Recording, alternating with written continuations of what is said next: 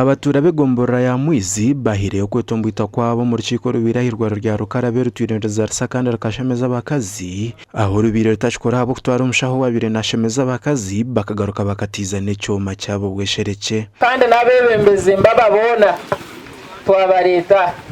tukwe aha ngana bakuru bakaciko kw'irwariro barakimanya sebaka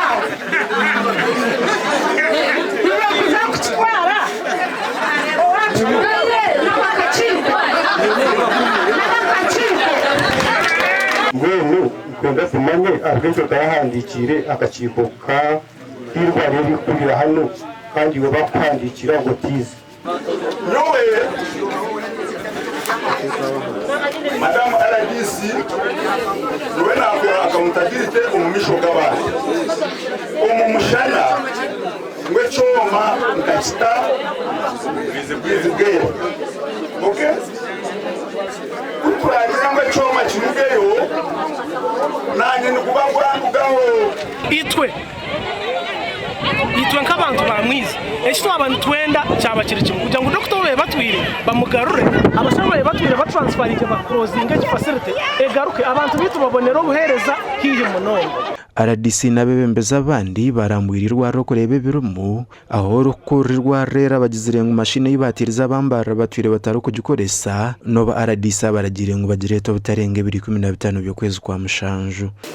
norebe no parts so there are alternative drugs akanaka halothen mbazimba muta halothen anda akanaka isoflurin you can use either nitwenda theater bajibure with immediate effect no kutandika erizoba theater indikiri government kuzafite ibintu hapa kugira ngo bikarwe mwiguru no government kuzafite ibintu hapa ine cyabenereba therefore ziterwa kureba ngo irware rya mwana umunyishengero w'Cweke Julius Tsime Karuhanga abahamize ngo irware naraza kwetongora okurga harumuze health center yakashatu sigira umutawono kanso okutandukana umwaka gw'byesento gurukwija neje kubeyina abashahaba neje kubeyine nango twabongera n'emishara neje kubeyine omuntu obakweta medical superintendent ogwene doctor ashomere myaka mukaga neje kubeyine medical officer